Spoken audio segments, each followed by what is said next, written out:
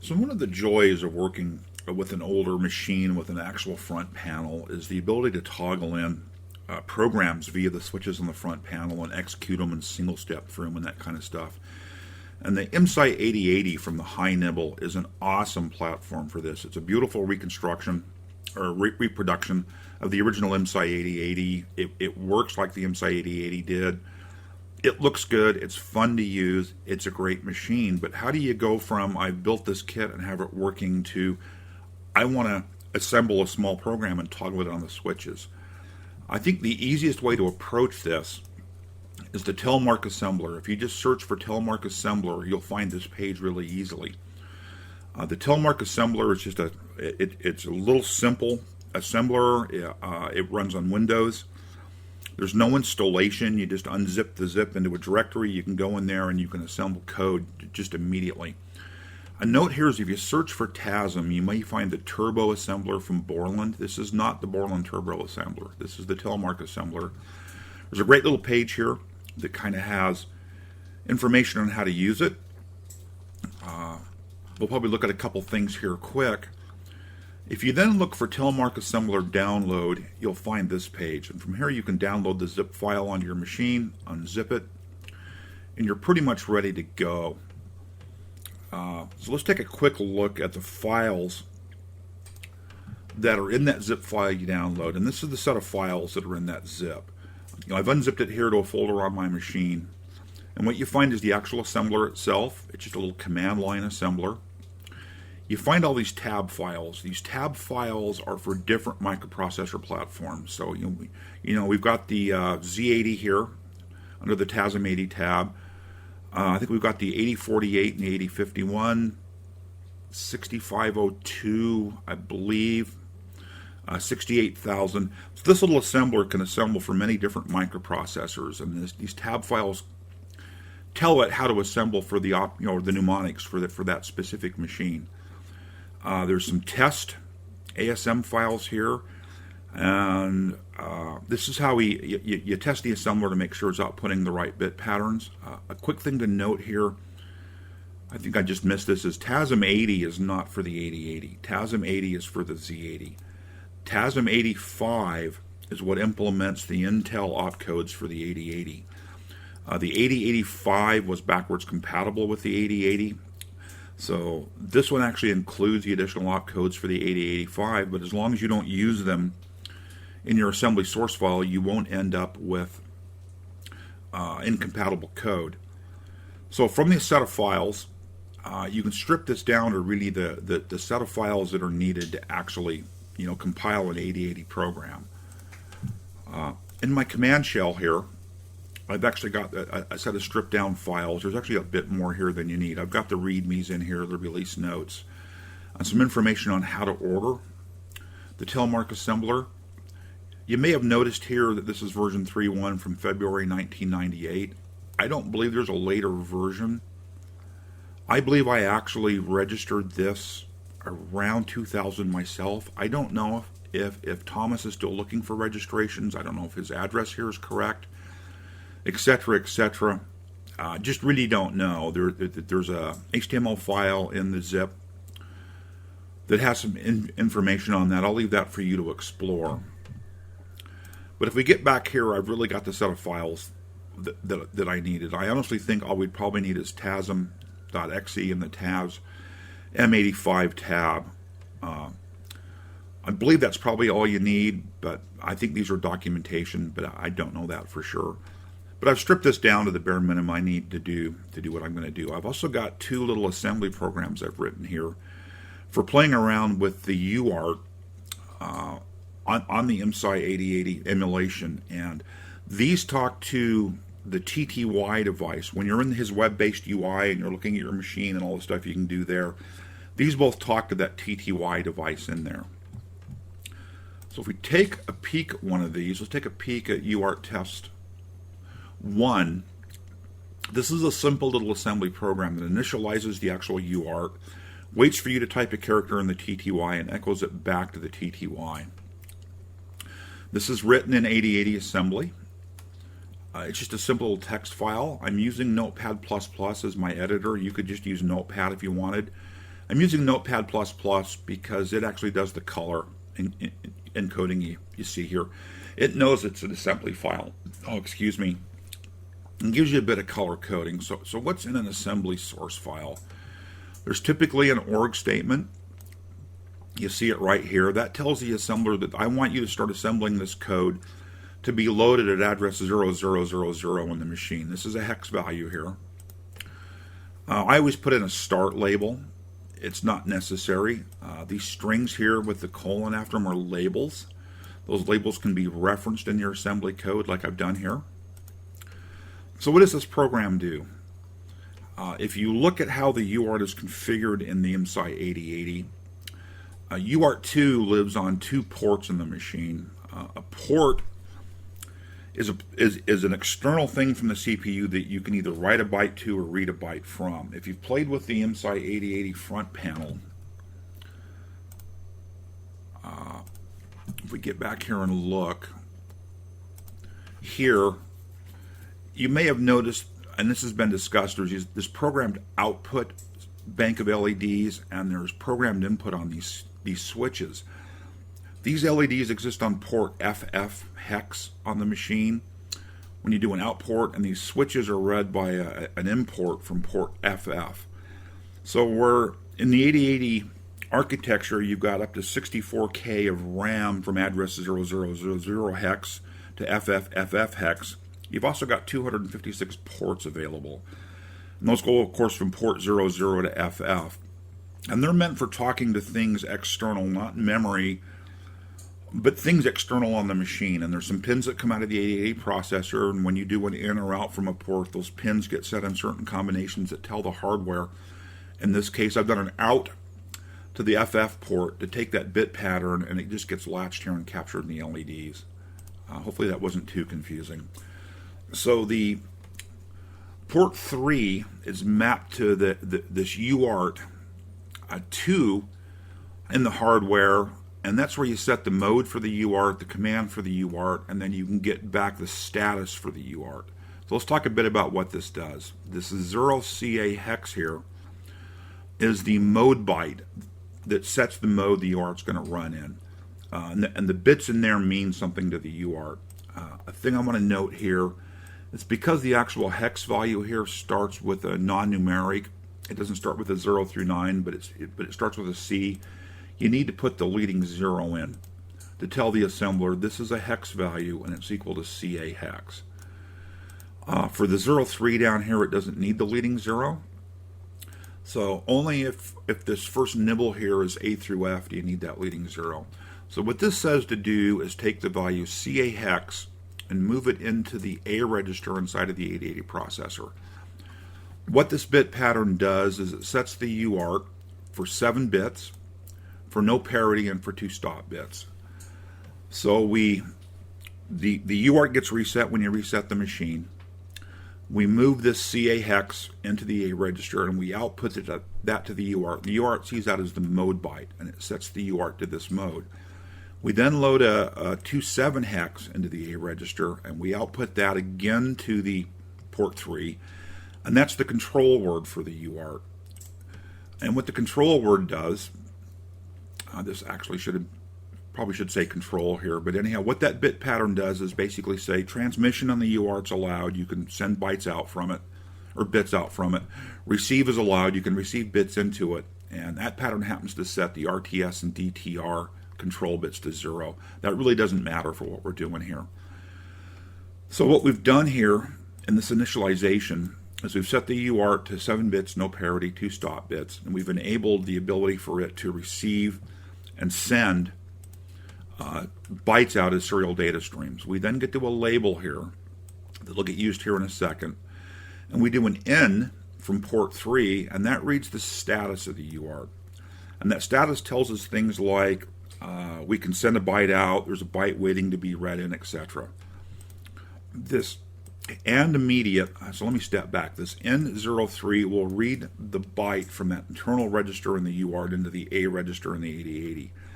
This and immediate then ands this bit pattern with the contents of the A register. And let's go ahead and type in that bit pattern. So a hex 02 is 0 and 2. And what this does is it gets the status byte. It ends at immediate with 02. So any place there's a 0 here, the result will end up being a 0. If there's a 1 here, and there happens to be a 1 in the status byte, that'll leave the A register with a 1 there. So what the UART says is, hey, I've received a byte, you can fetch it, and it'll set this bit in its status word to a 1. So we read in from port 3 the status byte of the UART. We do an AND immediate with this bit pattern here, which leaves the A register either with all zeros if there's no byte to be read, or with this pattern right here if there's a byte to be read. Somebody's typed something on the terminal. If the A register ends up with all zeros here, the 0 flag inside of the Z80 CPU gets set. And so I haven't typed a character. There's nothing in the UART, no data I've sent. So this jump 0 says jump if the A register is all zeros back to loop. And so this little section right here will just sit in loop until I type a character into the TTY. That character ends up in the data register of the UART. We get the status. We say, hey, there's a byte waiting. Do something with it. So there's a byte waiting. The A register is non-zeros. We fall through this jump because it's non-zero. We then go out to the UART, and the data register on the UART where the byte that was sent to it is in port 02. So we do an import 02. That reads the waiting character from the UART into the A register in the 8080 processor. We then immediately do an out to port 02, which writes that character back out. So we've read the character in from the UART. We've then echoed it to the UART on an out saying send it back out. And that sends the byte back to the TTY device, and you see it displayed. Then we just jump up the loop, and this just sits here and runs forever, saying, is there data available? Yes, there is. Read the data, send it back out, and go back and loop forever. So there's kind of an explanation of what that program actually does. So let's go ahead and assemble this here. So I'm at the command line. I want to run the TASM assembler, so I can type TASM. I need to tell it to use this tab file, and that's done by -T, and in this case 85, -T 85. And that right there tells it to use the tab 85 file to understand the mnemonics. And let's give it the source file we want here. And we're going to assemble this little source file. And we go bang, and it's assembled that quick. There was no errors. Everything looks good. If we do a directory now, we'll find that it's created a list file and an object file. The list file is really the one we're interested in for this exercise. You can open up Notepad or Notepad++. I prefer Notepad++, like I said before, because of the color encoding and stuff. Let's go ahead and open that file up and look at what it outputs. So here's our original source code over here that we wrote, that we talked about. And what this has done is it said, assemble this program to be loaded at address 000 hex. We see this represented right here, first address in the machine. And the 2 bytes that represent this right here are 3E. 3E is actually the bit pattern that tells the machine we're going to do a move immediate into the A register, and the next byte in memory becomes what we wanted to load it with. So these 2 bytes right here load the A register with the hex value CA. So what you would do is reset your IMSAI 8080 to get back to address 0. You've got all the switches down. You've done a reset. You should see the address bus LEDs all off. You're going to enter 3E, then into the data, the set of 8 data switches, and you're going to do a deposit. And we've looked at how to do this in a previous video. We're then going to toggle in CA on the 8 switches and do a deposit next, and we're going to walk through all of these bytes here. So what this output really gives you is here's the bit pattern you want to toggle in, and here is the address that the first byte goes to. So after I've entered this 00 here, I should see on the front panel the address actually being, we have address C, we have address D, and we have address E. So I should see E as the address on the machine, and the data should show as 00. Then I input the DB, I deposit next. The machine will move to, should display address F, so you can kind of validate where you are on the data stream. with the bit patterns, you should see that, the bytes here. You can then reset the machine, and you can do examine next, and walk through this and see if it's all been assembled. So there's really a pretty straightforward little program to read a character from the UART and to echo it back out. So let's do something, a little bit something more with this. And that's what the test 2 program does. So it follows the same thing all the way up to here that we did before. Initialized the UART, waited for a byte to be sent from the TTY, and read the byte in and output it back to the TTY. I want to go ahead and display that byte then on the programmed output LEDs on the front panel. Now remember, with the programmed out LEDs, you have to send a 0 to that LED to tell it to turn on. So CMA is the instruction to do a complement of the A register. So right now in the A register, we have the actual bit pattern for that ASCII character. We complement that because we actually want where there's a 1 in that pattern to turn the LED on and a 0 to turn it off. So this just complements all the bits. All the 1s become 0s, all the 0s become 1. And then we output that to port FF on the machine. And FF, via an output command, will send that byte to those LEDs, and you'll actually see the representation of the character there in binary. Go up to loop, and we loop again. So really we've just added 2 instructions here. Let's go ahead and assemble that one. And I'll just change this to a 2. And we can notepad listing 2. And we'll see everything's identical up to here. And now we find there's a 2F that does the complement A register. There's the out port to port FF that is that inverted bit pattern, and then we jump back to loop. So really, if you had the previous program entered in the machine, you could set your address to 13, enter a 2F and do a deposit, D3 deposit next, FF deposit next, all the way through, and just modify from that address forward the bit pattern. And then when you ran this, it would, of course, read the byte from the TTY, write the byte to the TTY, read and write, complement the bit pattern, write it to the LEDs in the front panel, and go back into the loop.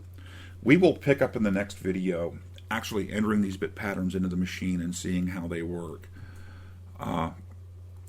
Hopefully this has been instructional and somewhat useful. Something else I kind of wanted to talk a bit here before we close out is the 8080 opcodes. If you do a bit of searching on the internet, you're going to find all kinds of resources on the 8080 opcodes, and I find this page here really useful. This is PASTRAISER.com. Hopefully you can read this. It's got this really great little summary here, and I find this useful because I'm looking at some LEDs on the front panel and wondering what that opcode is. And let's see it say it's I don't know. Let's say it's a C. Let me pick one here. A C8. So the first nibble, the upper nibble, is a C. We see that over here. The lower nibble is an 8. We can come to the intersection of those. So C8. And we find the opcode RZ, which is a return if the A register 0, return 0. So you can pretty easily look at the bit pattern. If we had I'm looking for one that we actually did a minute ago. And I'm not seeing anything jump out at me, sorry here. But if we had an 8-7, we got an 8 in the upper nibble, we've got a 7 in the lower nibble, that's add A. So that's the add A opcode. So it's kind of a way to look at the bit pattern on the machine and come back in an easy resource, say what's the actual opcode at that instruction. Now something to keep in mind here when you're trying to kind of reverse engineer this way, let's actually go back and reopen this up in Notepad. Is if we look at this, if we were looking at addresses 0, we would see a 3E here. And let's just go look at 3E. 3E is way over here. It's a move immediate A. This D8 is the next byte in memory. So back to our little assembly language, we know that we have a move immediate A. We have this right here. The next byte in memory at address 1 is in the data to load into the A register. If we were looking at the LEDs and not keeping track, we would see a CA on the LEDs. And that's data. But in this case, we could come here and say, well, what does CA do? And we find CA here. And the machine instruction CA is actually a jump. It's 0 to a 16-bit address. Well, that's not correct, because in our little listing here, this actually isn't an instruction to the machine. It's data that gets loaded from this opcode. And this is important to remember when you're trying to hand disassemble, looking at the LEDs on the front of the machine. Now, one of the nice things about the output here is that it's formatted the way it is. You might wonder why this isn't just a big long string of just single hex bytes running down. There's a great hint here. The assembly's always telling you this first byte here is always an opcode. It's an instruction to the machine. The next ones are always data. So this is do this instruction on the machine against this data.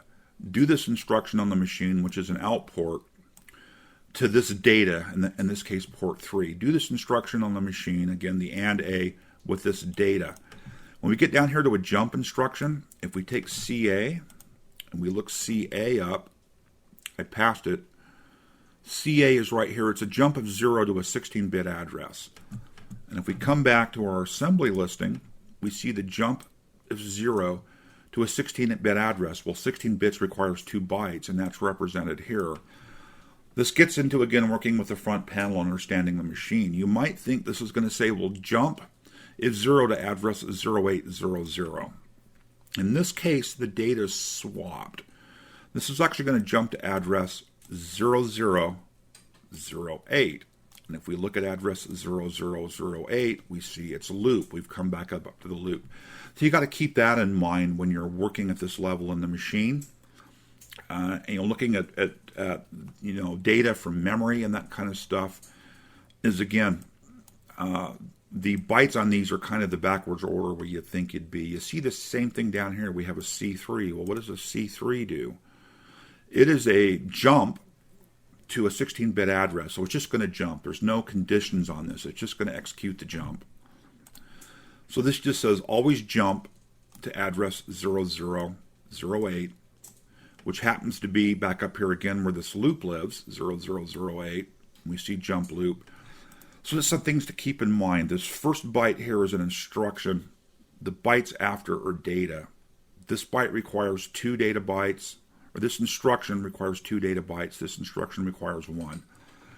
So don't confuse yourself when you're looking at things like, you see this is 08 and you go, well, what opcode is that? 08. Well, that's a no op. Actually, it's an illegal instruction because it's got an asterisk on the front here. It's one of those undocumented instructions on the machine. That doesn't make sense. It's not an instruction. It's data. This is known as the von Neumann architecture, which means that data and instructions exist in the same memory space. There's the Harvard architecture, which separates those two spaces apart. This is a von Neumann machine. All of these microprocessors tend to be data and instructions can exist in the same memory space. So hopefully this little bit of additional conversation here has helped you understand this a little bit better. Anyhow, I'll end this here. It's gotten rather long. We'll talk soon and pick this up in the next video.